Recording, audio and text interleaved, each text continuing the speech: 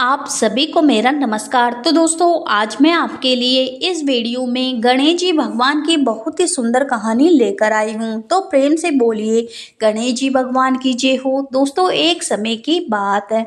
एक गांव में दो भाई राम प्रकाश और कमलकांत एक साथ रहते थे।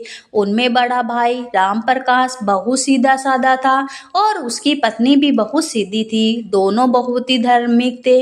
वह दोनों गणेश जी भगवान की पूजा पाठ करते, कहानी कथा सुनते, इसके साथ गणेश जी भगवान का व्रत भी करते। परंतु इसके विपरीत कमलकांत की पत्नी संजना नए विचारों वाली थी। वह पूजा पाठ में बिल्कुल विश्वास नहीं रखती। कमलकांत भी सीधा था, परंतु संजना उसके समझाने पर भी पूजा पाठ नहीं करती। कमलकांत उसे समझाता कि पूजा पाठ नहीं करने से घर में अशांति छाई जाती है और हमेशा मन उदास रहता है, पर वह कहाँ मानती और अपनी जेठानी को अनपढ़ गवार कहकर हमेशा उसका मजाक उड़ाया करती थी। दोनों भाई एक साथ रहते थे, एक ही साथ काम करते थे, घर में सुख शांति थी।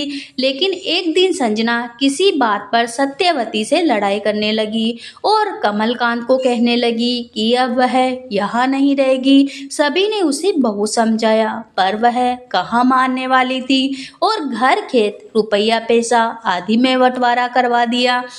अब दोनों भाई अलग अलग रहने लगे। सत्यवती तो गणेश जी महाराज की पूजा पाठ करती, कहानी कथा सुनती। एक दिन जब वह पूजा पाठ कर रही थी, उसी समय संजना वहां आ गई और हंसने लगी। बोली, क्या हमेशा पूजा पाठ में लगी रहती हो? सत्यवती ने उसे बहुत समझाया, पर वह तो हंसी मजाक उड़ाते हुए वहां से चली गई। सत्यवती को बहुत दुख हुआ, साथ ही उसे डर था कि यदि गणेश जी महाराज नाराज हो गए तो परिवार पर बहुत बड़ा संकट आ सकता है।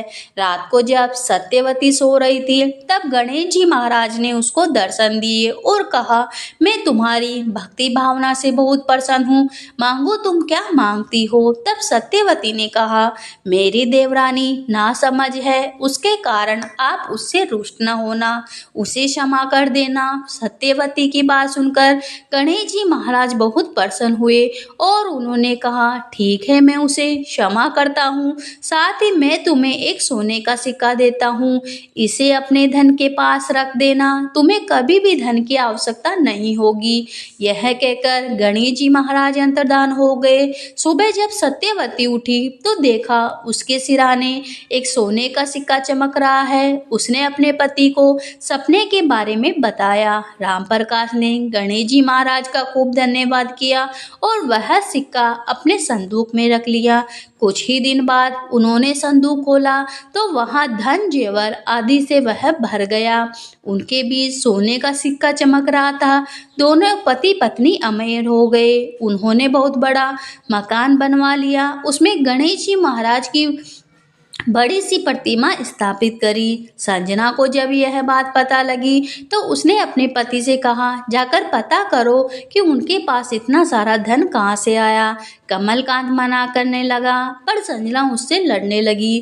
तब कमलकांत राम प्रकाश के घर गया। दोनों भाई गले मिले और एक दूसरे से बातें करने लगे। कमलकांत के पूछने पर राम प्रकाश ने उसे सब बता दिया। संजना ने जब यह सुना तो वह भी लालच में आकर गणेश जी महाराज की पूजा पाठ करने लगी, पर उसके मन में जरा भी श्रद्धा नहीं थी। उसने गणेश जी महाराज की पूजा करके उनका व्रत किया और बड़ी मुश्किल से दिन काटा और शाम को व्रत खोला। रात में वह सोई तो उसे कोई सपना नहीं आया। सुबह उठकर देखा कोई कहीं सिक्का नहीं था तो उसे लगा जेठ जेठानी उसके पति से झूठ बोल रहे हैं, भगवान तो होते ही नहीं हैं। इस तरह वह लड़ने को बाहर निकली।